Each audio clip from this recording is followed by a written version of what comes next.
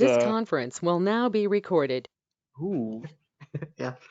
It's, it's tells official. everyone. It is. I like that. That was actually my voice talking. Yeah. This will now be recorded. No, Anyway, so yeah, if you have any questions throughout, just let me know. sounds good. So why video marketing? Essentially, there's three things that I kind of attribute to why people should proceed with something like video marketing. The first one being that video is a memorable platform. It's a lot more, weeks later, people can remember it a lot better than if they were to read something or even just see an image of something. The second thing is retention. So it's something like, I think the stat is like 1.8 million written words is the equivalent of a 1-minute video as far as retention goes. And then the last thing would be that it's an emotional medium.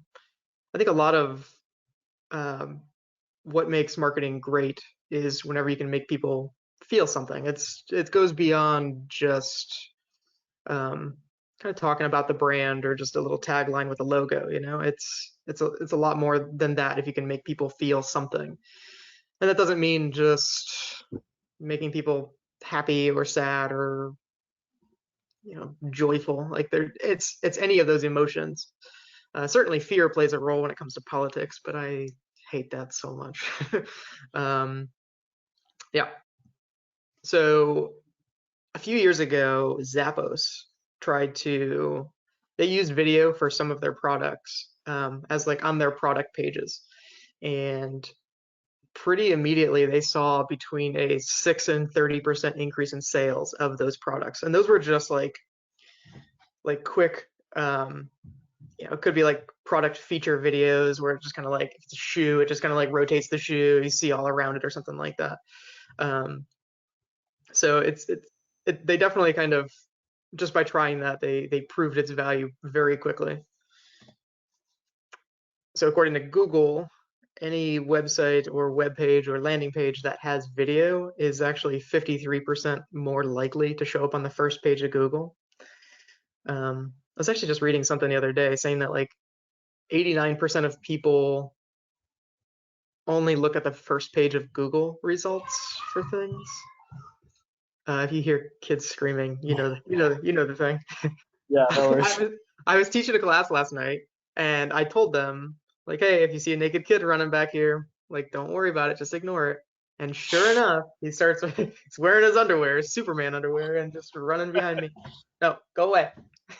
Go.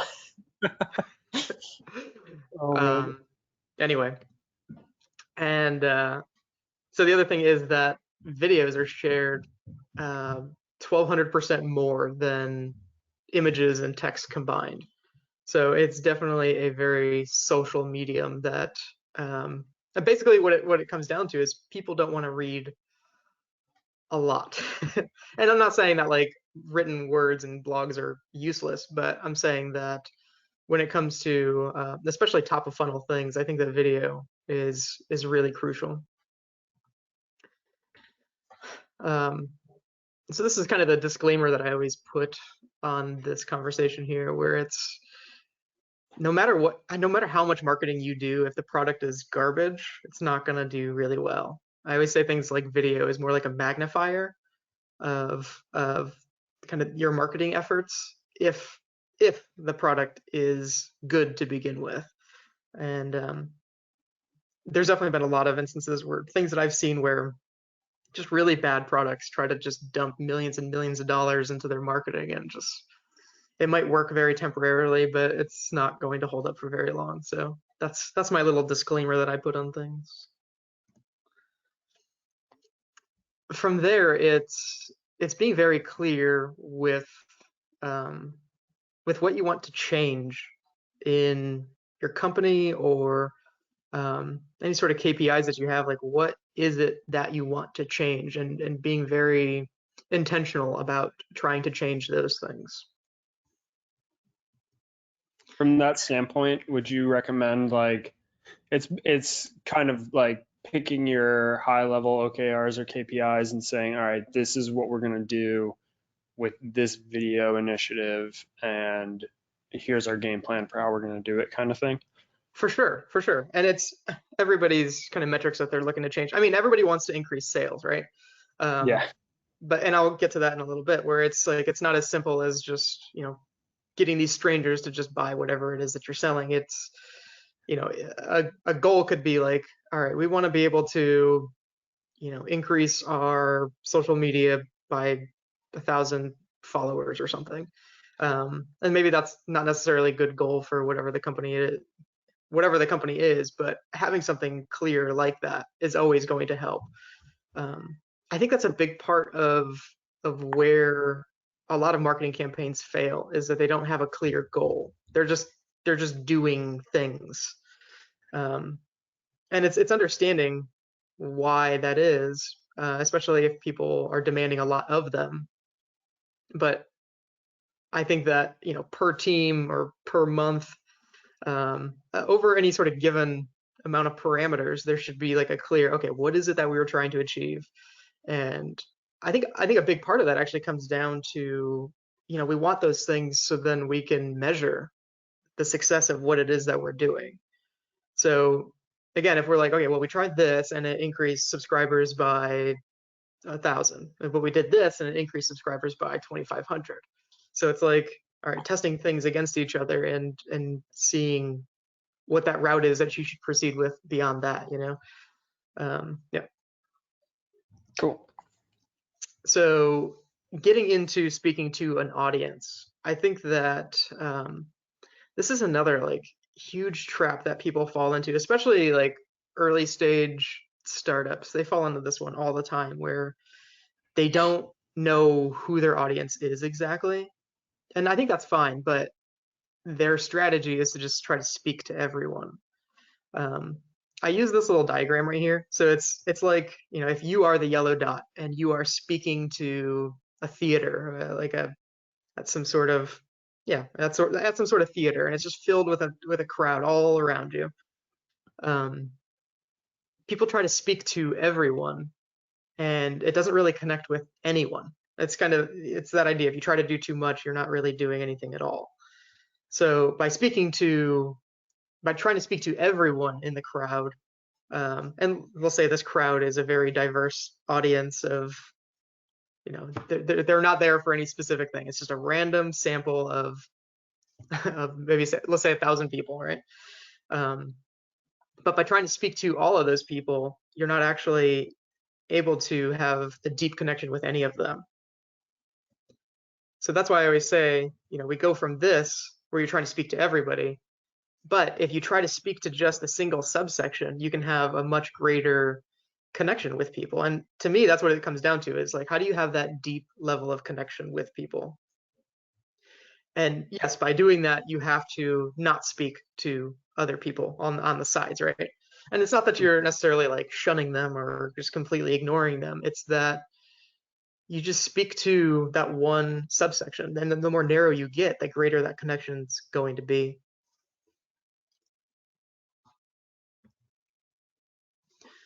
So that kind of gets me into the idea of story and storytelling. And you know, as humans, this is like the number one way that we've always learned things, is through stories. Certainly facts and stats and stuff like that, they help, but it's through story that we remember the most. And I think that's kind of part of the reason why video is such a good medium when it comes to things like retention and memory, and emotion for that matter, is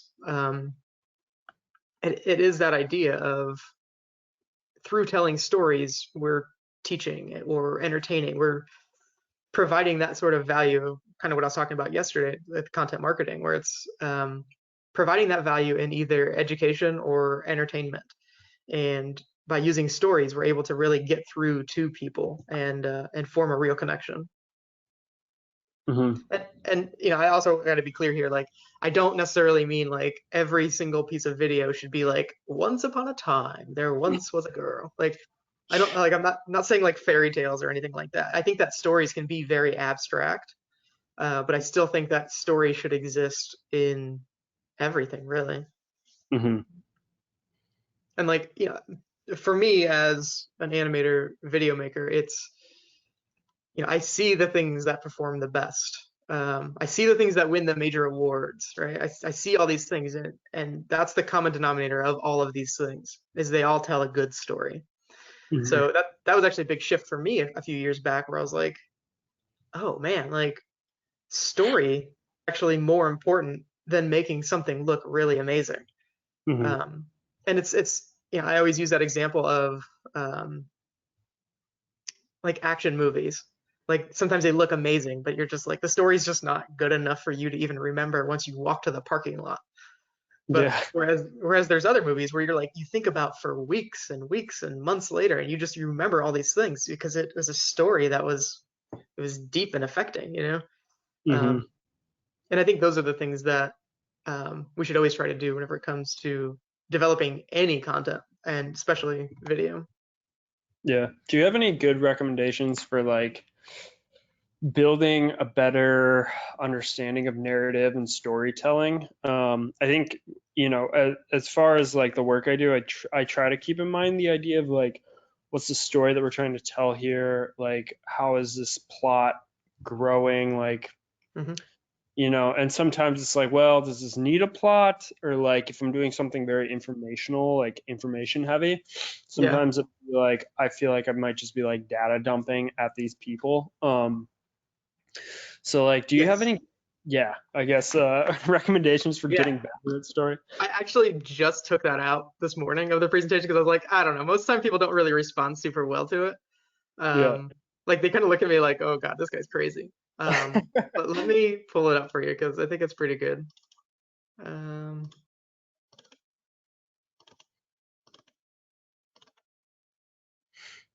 all right. So this is kind of the the other version of it. Don't Nice. mind this.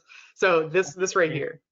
Okay. Um, so Joseph Campbell's Hero's Journey. I'm not sure if you've ever heard of this before.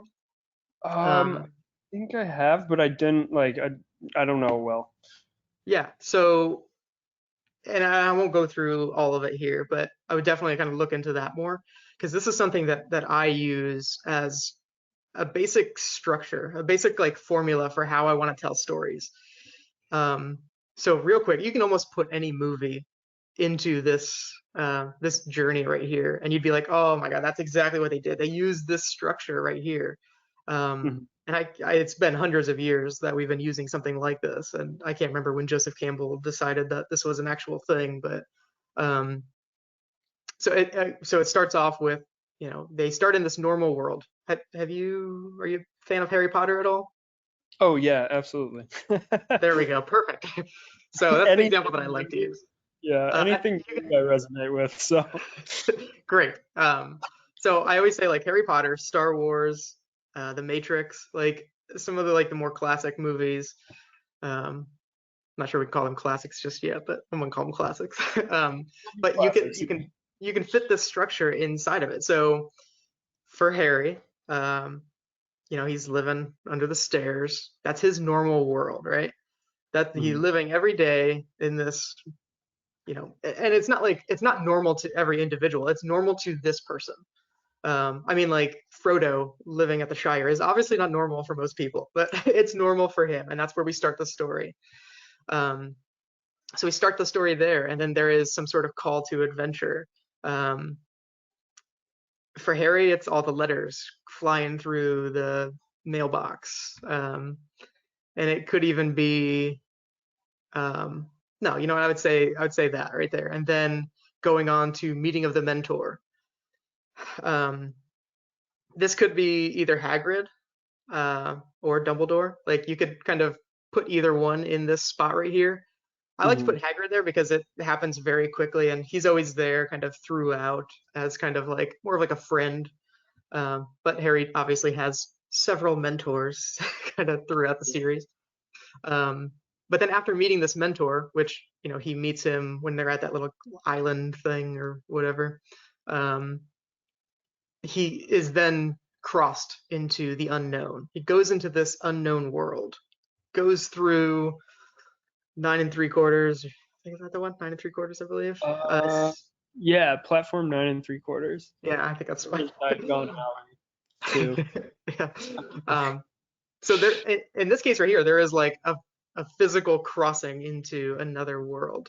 And Hmm. that's why I always like to use that example, especially because in other cases, it's not always like super easy to kind of pinpoint when that happens. But so Hmm. that anyway, so after he crosses over into this other world, there's trials and failures. He's learning, he's getting better at things, he's doing things bad, but he's learning from them. He's growing from those things.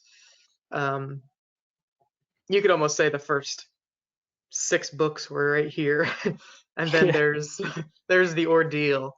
Um, and I mean, this is, we kind of go back and forth with Harry Potter. We kind of cycle through these growth and ordeals, um, kind of throughout. But you could say that's Voldemort. The ordeal is facing this villain right here, and that's, it's not a coincidence that that's the complete opposite point of where he started his journey. Is this battle with this wizard, and he's living under stairs before, so it gets extremely far apart whenever you do things like that.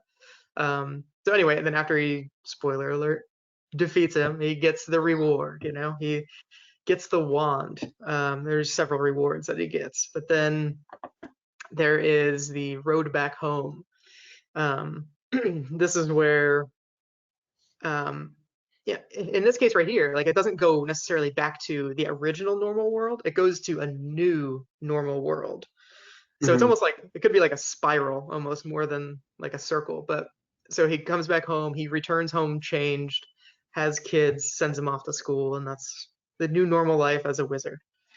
Hmm. Um, so that's why I like to kind of show that one. And I think it's important to, I mean, not only just understand how that works with movies and stuff like that, but this is whenever I write scripts, I honestly look at this, where it's like, okay, let's talk to people, depending on what like we're doing. If we're doing like an explainer or a certain specific piece of content, I might not be doing it, but even for something like an explainer, I might be referencing this, where I'm like, okay, let's talk to the people. And actually, let me go to this next slide here. Nope, not yet. Actually, I'm gonna skip that one. Remind me to go back one. Okay. um, so this is the big thing here, is that everyone thinks that their brand is the hero of this story, Hmm. but really, your audience is the hero of the story, and you should play the role of mentor. You are the one that helps them along the way. You are not the one wearing the cape and defeating everybody. And I think that's a huge thing that people just, especially smaller companies, don't seem to have a good grasp on.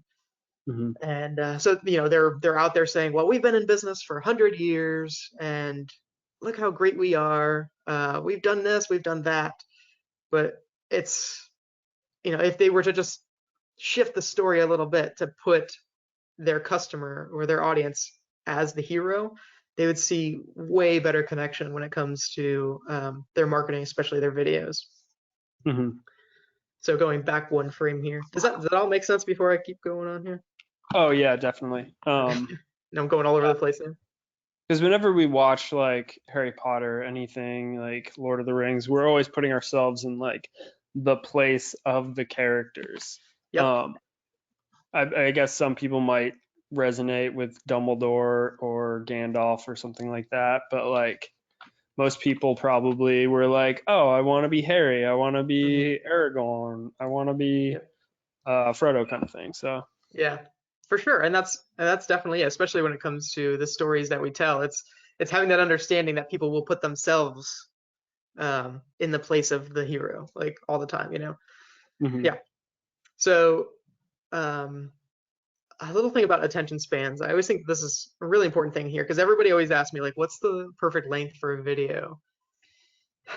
And like I never answer that question directly or very clearly, because it's just, there is no perfect. It's as little amount of time as you need to tell the story that you have. Mhm. There, I like to use there's two extremes here that I like to use when it comes to um, more on like the advertising side of things, where Super Bowl commercial a couple years back. There, when I say a couple of years, I mean probably closer to 10 years at this point, but there was a Miller High Life commercial, and it was a 1 second commercial. Commercial starts, just a guy yelling "High Life," and that's it. Like that's the whole commercial right there. And I thought that was one of the most amazing uses of just time and like attention right there. Like it's something that I've remembered for so long, and that was 1 second. Mm-hmm. And normal commercials are 15, 30 seconds, and I don't remember any of the other ones that played. So it's the length of time is kind of irrelevant. Mm-hmm. It's what you do with that time that's important. And kind of on the flip side of that, there is a company called Charity Water. Um, I would definitely recommend checking this out, where they made a 21-minute sort of explainer video of what they do, and it's highly emotional. Um, you have no idea that 21 minutes passes once you're done watching it. You're just like, wow, like it was such a well told story. It's kind of like more like a documentary style type thing, but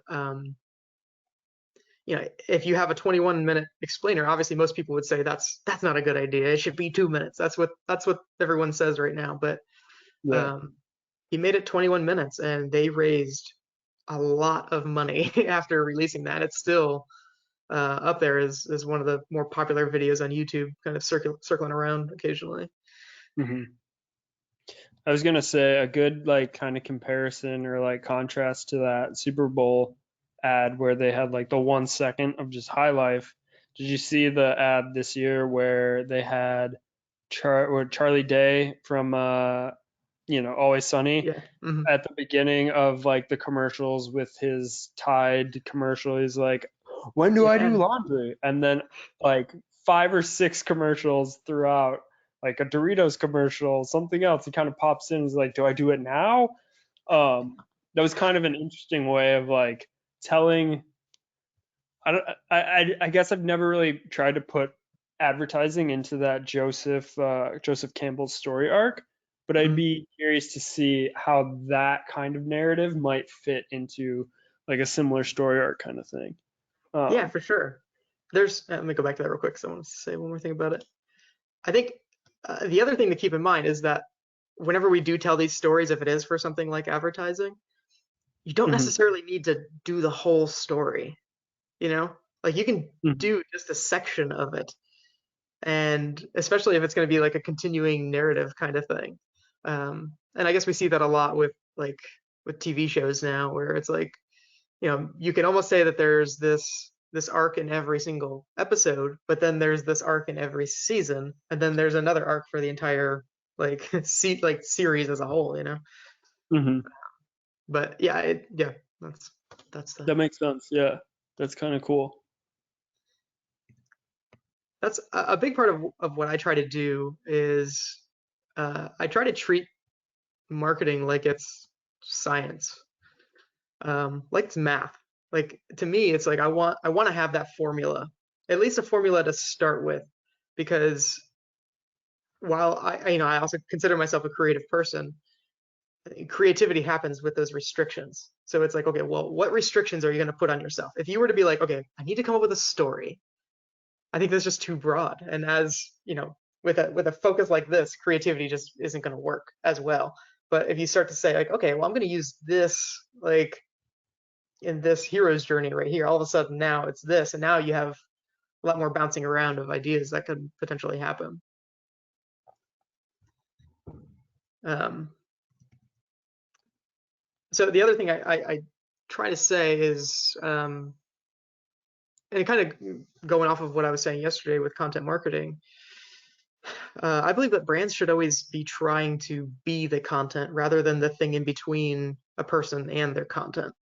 So again, there is a place for paid advertising, but I think the ultimate here is to try to shoot to be the content. So when people are going on YouTube and searching for this charity water video, or going on YouTube watching this Nike commercial they just found, um, basically these people want to see this ad, and I think that should always be the goal of creating any sort of video.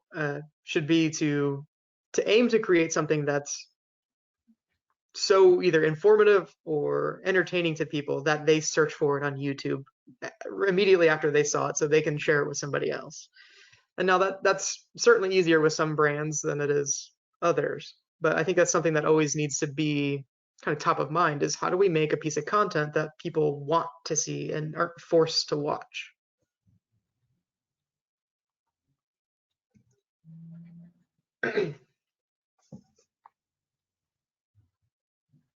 So this is Sorry, my favorite.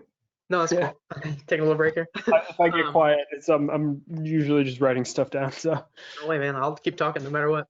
yeah. I would still be talking if you weren't here. That's not true. So something that I was talking about yesterday was the sales funnel, and I brought it back today. Had to show it. Nice. So it's this idea where we're leading people through a funnel, and we can't take a stranger and make them go all the way to buying in a single piece of content or a single piece of communication. Sometimes that works, but I don't think that. I think a lot of that has to do with luck whenever that happens, and I like to try to eliminate luck as much as possible and try to create something that's a lot more consistent. So it's this idea that we start out, with any brand, we start off as strangers. The first step is being made aware of who they are, what they do, and then we take some kind of action. Whether that's we're clicking through links to learn more, we're clicking to watch videos, we start following them on social media. Whatever it is, we do something to kind of show our interest. From there, we go down to trust, which is more like, and I say this all the time, but it's more like a tipping point than it is like a single level. Because every single piece of content should be aiming to help people trust who you are and what you do. So it's kind of one of these things where if people don't trust you, then they're never going to be able to go to this next step of being able to buy from you. And then after people do buy from you, there's this part right down here that is, again, often overlooked, and that's rewarding loyalty. I think it's something like it's like 40% of retail customers are repeat customers. And that's retail, obviously not business to business, but I don't think that's something to ignore, especially for business to business or business to consumer.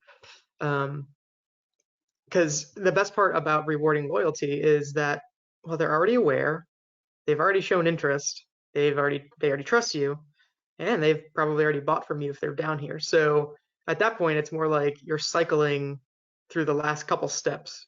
And that's why they always say that it's cheaper to keep a customer than it is to get a new one, because you have all these other layers above it, right?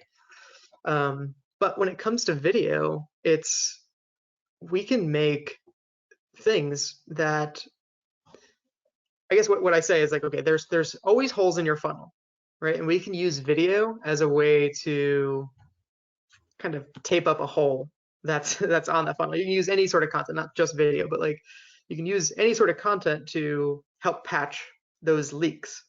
And obviously, the less leaks you have, the more people are going to go down to buying. Now, almost 90% of the time, it's whenever I'm talking with potential clients, it's usually pretty easy to tell where the holes are or where the level is that they're losing the most potential customers. So it's usually like, okay, well, let's start there. Like, and I think a big one is awareness. That's probably a big area that I think everybody could always do better at. But if that's the case, then it's like, okay, well, let's create more pieces of content to help people be more aware of your company, your product, your service, your offering. But not ask them to buy it at the end of that, because we're simply focused on making them aware. So this is where like branded content, content marketing, just delivering value in general helps, is at this awareness level, because again, we're not trying to force them to buy anything. We're not trying to be pushy car salesmen. We're just trying to give them content and just delight them any way that we can. So I always say, like, stuff like explainers generally go in this awareness category here. As far as interaction goes, social media content is really good and useful here. It can be a number of different things though. as far as trust goes, I do like to have certain trust building videos, and I use them too on madebythings.com on the I believe it's the people page, where it's like, okay, well, you know what? I want people to see behind the scenes. I want people to know like who we are, where we work, and what kind of stuff is important to us. So like to me, it was like, okay, I had like general bullet points of things I wanted to talk about, but I'm pretty sure I ended up talking for probably like 40 or 50 minutes, and we just took segments of that and we're like, all right, let's create a little story from this. Like it's the things that are important to our company. Let's kind of put it in a little video and let people see behind the scenes and see that it's like you don't just press a button and get work out of it. You know what I mean? There's more Mhm. to it. There's people behind this, and um, it's that idea that people trust people, not robots as much. Like Yeah. people like automation and stuff like that, but at the same time, um, that trust is most effective whenever it's person to person. Um, and then we get down to that buying point right here, and it's sometimes people need those last minute or last second kind of questions answered, where it might be things like stuff like we see with the Apple videos of like every time they release a new iPhone, they're like, they have really cool like product shots and they're like talking about like it's got a high resolution screen. Like that's when they start to get into the features and um, kind of the details of the product. They don't talk about that kind of stuff at these higher levels because it's not important. Like watching any of the let's see, some of the Apple videos or Apple commercials now, there's a couple that I really love where they're using like these really cool music tracks, a lot of really cool lighting, and um, it's just this one that I'm thinking of right now. It's like a person just like running through like a city wearing like the AirPods, Mhm. and I I guess they're trying to talk about their transparency mode. Like that's kind of the general thing of it, is where you can kind of like listen and still hear or something. I don't really know. I don't have them. I have these giant things. Yeah. And but they don't talk about the AirPods really at all in this whole thing. Like there's just like a story of a girl running through a city, and for something like that, they're trying to entertain. They're trying to just make people aware by entertaining them. Does that make sense? Yeah, yeah. That's actually a really interesting point, is that the details are more important kind of at the buy point of the funnel. Especially where you see a lot of companies that might lead with like, hey, here's the percentage of people that love us or that kind of thing. When really, it, like you kind of said, it's that narrative, it's that human story that draws people in more so to like the awareness and the interaction, and then kind of helps build more trust. Um, so yeah, that's a really interesting way of framing that whole thought process of like where people come in to the funnel and how they kind of navigate through it within your marketing content. So For yeah, it's sure. really And helpful. great. Like that's the thing, is that everybody thinks that it's people are either customers or not customers. Like Hmm. sometimes it's looked at as black and white, but there is a lot of gray here that it's it takes a little bit more time than people like it to sometimes. And sometimes, we hit every single one of these levels in like 20 minutes. Like Hmm. it's possible that that happens. Like I say that, and I think I used a trade show example yesterday, but like I'll use it again today, where somebody can walk into this trade show, be completely unaware of a company. All of a sudden they walk past it. Oh, they're interested in some of the content that they have. Like, okay, I see this company's named whatever, and then maybe you walk past it a couple times and you're like, oh, that's kind of like interesting. And then you decide to stop. When you decide to stop, now you are taking action. You are interacting with that booth in some way, shape, or form. So then you start learning a little bit more, and then you start talking with somebody, and then you gain some sort of trust from them. Like after talking to them, you're like, oh, okay, like I see how this product helps. I see how, like, I trust the people that are behind the scenes of this person here that I'm talking to works for them. So then you make a decision like, okay, I want to get 10,000 units of this thing that you're selling. And Hmm. then they're like, oh, that's awesome. Like, thank you so much. Hey, because you're doing that, like, we're going to donate 1,000 units to needy kids in Africa. All of a sudden, just like that, now they just rewarded that loyalty because now you just made them happy with like, oh, now I'm supporting something greater than this. So this is an interaction that, I mean, theoretically could take like 20 minutes, but Mm-hmm. you could theoretically get through all of these stages here. And a lot of times it's not that simple to just like, again, to get through all of these, it should never be expected. If anything, you go to a trade show and then you're just focused on getting people aware of the product. And Mm-hmm. then interact. You might have them write down their email address or give them your business card. And boom, that's the end of that interaction for that moment. And then it's like, okay, well, now I'm going to send them stuff to help them trust. And then from there, like as soon as I think that they have a good grasp on that, like I'm going to schedule a webinar or something like that. And we're going to talk like in person and try to kind of close the sale here, I guess you could say. Mm-hmm. And then again, there's so many different ways to reward loyalty. It really depends on the company. But I try to tell people like, okay, don't always assume that discounts are this thing that help reward loyalty.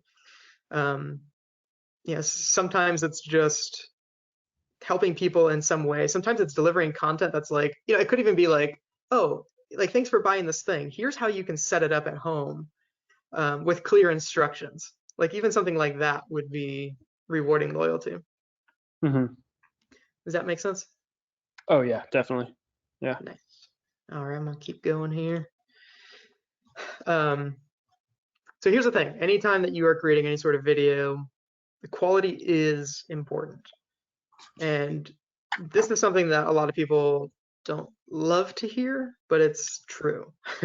There is a difference between spending $5 on Fiverr getting a whiteboard animation done and something of high quality that is visually incredibly interesting. When people see this thing right here that was, very little effort and low quality, they're going to associate that with the rest of the brand. So if we go back here to this trust point, whenever they see images, graphics, videos that are of really low professional quality, Mm-hmm. they're not going to trust. They're going to lose trust here. And I'm not saying it's impossible to get them to buy after that, but it's making it harder whenever that happens. So it is that idea that quality is absolutely important. It is very subjective, but at the same time, it's trying to understand where that line is of what is what is of low quality and what is of higher quality, and making sure that it's definitely not something that turns people off to where they are just running in the other direction. Mm-hmm. Yeah, this is something for me that's yeah, it is super important as a creative company, where it's like obviously the work that I do has to be of high quality.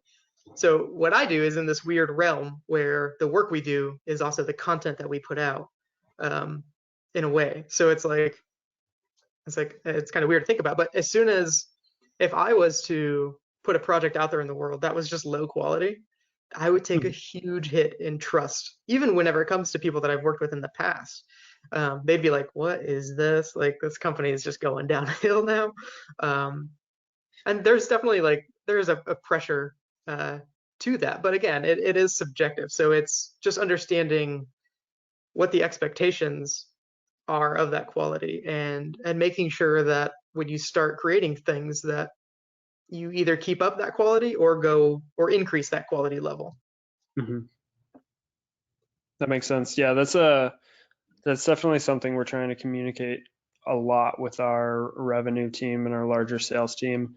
As the creative and marketing team, we're trying to explain that the value is also in the quality of what we're producing, not just the artifact itself. Like, you could just, sit there and crank something out, like record something really quick, or like, throw together a quick one pager and blast it out to everybody. But it's also going to communicate a lot more than just what's written on the page. So for sure, definitely, I like that idea of calling it an artifact. Like, it gets dangerous when people see content like that.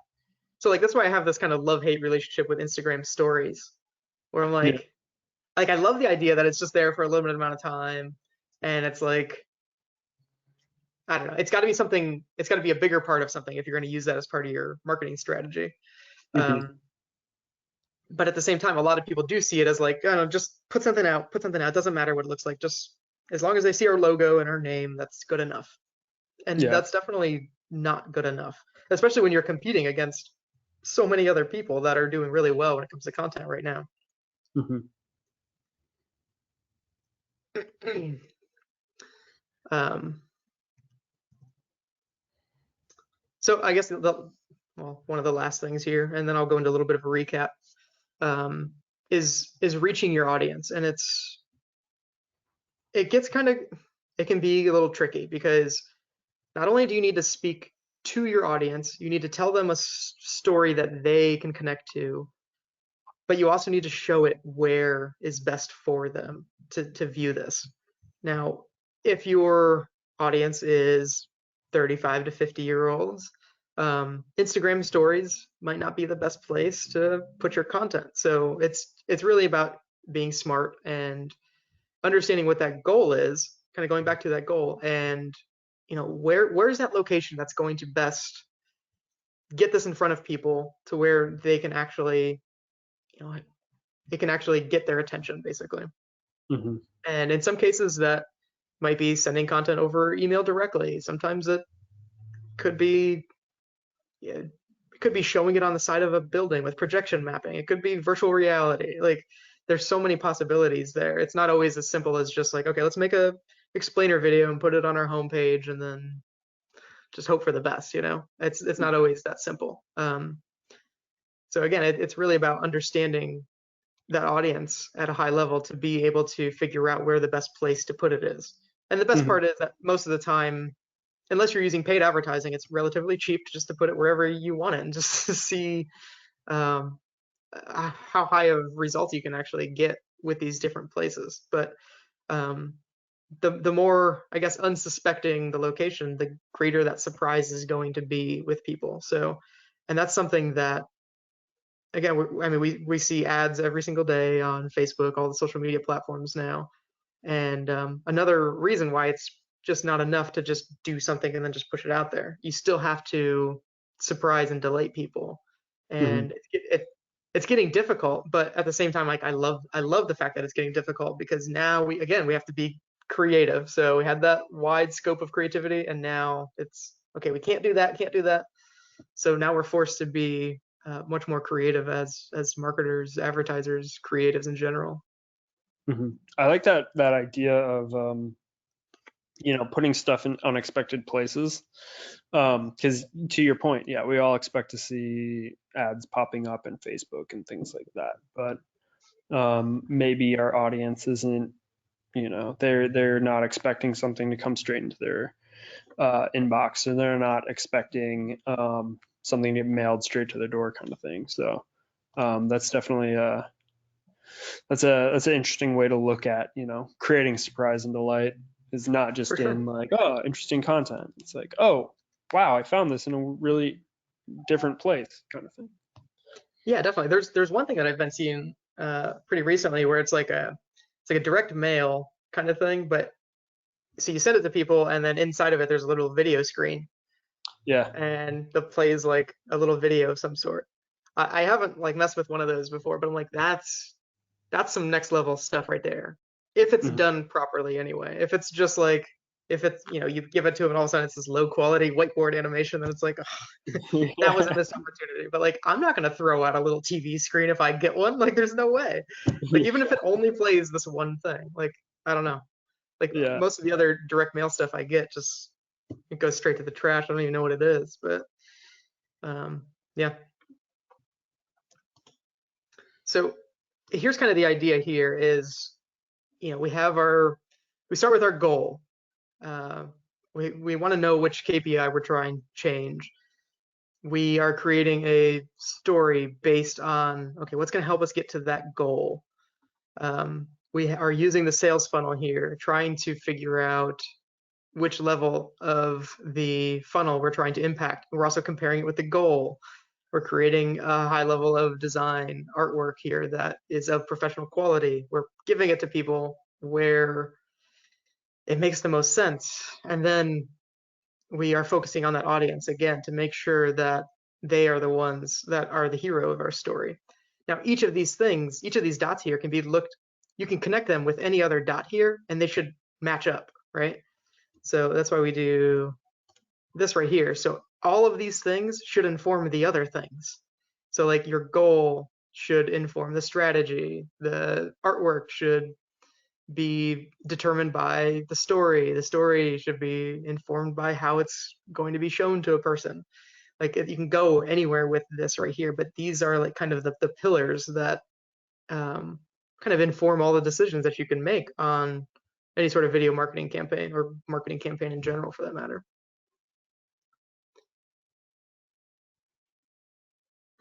So quick recap. Again, start with a great product. Like I said before, no amount of marketing is going to matter if you can't have a great product to begin with. Mm-hmm. Have a clear goal, no matter what that goal is. Also trying to be as realistic as you can with the goal. But at the same time, like, you know, usually what I try to do is I try to help people by like, okay, what is that goal? They want to see, if they want to see, I don't know, their social media following grow, or they want to get more webinars or something like that. Like, okay, that's like, okay, well, how many do you want to get?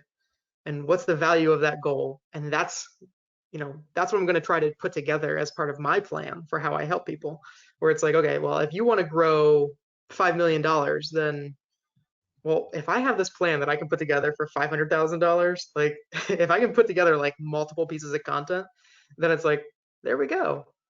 No, I don't charge $500,000, but but like that's the idea, where it's like if we know what that goal is, then that also kind of informs some of the spending that that we're trying to aim for. So that's why I always tell people, like, don't say you're trying to make $1 billion, because I'll come up with a plan for it. Yeah. So know your audience. My kid's trying to break in right now, so go away. Gonna be that time. Yeah. So know your audience, super focus on who these people are, and just know who you're speaking to. Mm-hmm. He fell. Use the sales funnel. Again, it's sort of that idea of the hero's journey, where I like to use that sales funnel because, again, it gives me some sort of formula to work with whenever we're trying to create content. It's a good place to, again, like my goal is generally like, okay, we want to get people one notch down when we're creating content, whatever that content could be. Tell stories. Again, that's how humans talk. That's how humans learn. We've been doing it for years. No sense of reinventing the wheel there. Mm-hmm. Make it pretty.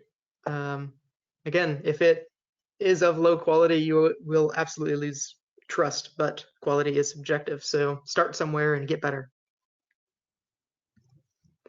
Show them at the right time and place. So again, wherever they are seeing this, it should be in a place that makes sense, place that makes them stop. Yeah. So that's what I got.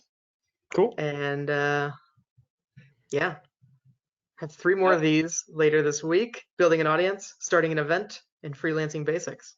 So what Nice. questions do you have, if any? Yeah, I don't know how many questions I have, just because I was kind of talking during the presentation. No, I know, it's fine. But yeah, no, this was really helpful, informative. I think especially kind of reevaluating the sales funnel and kind of that way of looking at it from like a, you can get somebody from a stranger to buying in one step, but really what you should be focusing on is getting somebody from, you want to make sure you get someone from a stranger to awareness, or from awareness to interaction, and from interaction into trusting. So yeah, I think that really helped me kind of frame up a lot of like the video content that we've been trying to put out and trying to produce in a way that like, okay, well, what is our net goal for this? Are we just increasing awareness? Are we increasing interaction? What do we want to get from this ideally? Because, it's easy to say, all right, well, we always just want to get a sale, just make sure we're selling kind of thing. But at the same time, I think kind of looking at that customer as a spectrum really helps frame that in a way that's like, okay, this isn't a sprint to the end. It can be, but it can also be, we also need to think about building loyalty in a long-term customer. So That's it definitely. right there. I love that. Like that's what it is. Where like I'm always interested in the marathon, and there's definitely a lot of people out there that are just like sprint, go hard, let's do this right now. Where it's like, and like you were saying, like yeah, maybe you can, show people a video, all of a sudden they just buy it immediately because they're like, yep, that's the thing. Mm-hmm.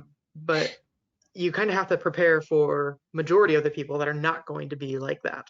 Like that might be, and this is just a made up percentage, but like that might be 5% of people that are able to just jump with that single piece of content or something like that to just buying. But what about that other 95%, Um, yeah. Yeah, that's a good point. And it's yeah, especially thinking about in the B2B world that we kind of sit in a lot. It's a lot of people are hesitant to make that switch because there's time and money involved, and there's cost involved in the form of time and money in making that switch from like one vendor to another, one carrier to another. Like even if it's just learning about how this carrier operates, that's time that somebody needs to take learning learning that, and that's time that they could be out selling or doing whatever it is their function is. So yeah, I think building that long term, especially in a B2B market, it makes sense investing time into that relationship, because once they're with you and they trust you and you know, they're probably going to be less likely to try and go somewhere else or try and find a new client, just because that's even more time for them and more effort for them. And then the flip side of that too is trying to get them to leave their current business offerings. They need to know that, like, all right, well, if I'm going to do business with you, I need to know that I can trust you and I can work with you long term, because I don't want to do this again next year and find somebody else. So it's Yeah. yeah, that sales funnel. Even from a design standpoint, it's very helpful to kind of revisit that and think through that again, to kind of form a good direction and goal around, I guess. Yeah. I really appreciate the presentation. It was great. It helped frame a lot of stuff for me. So No, I think it's cool, man. I'm glad I can help. I'm gonna stop the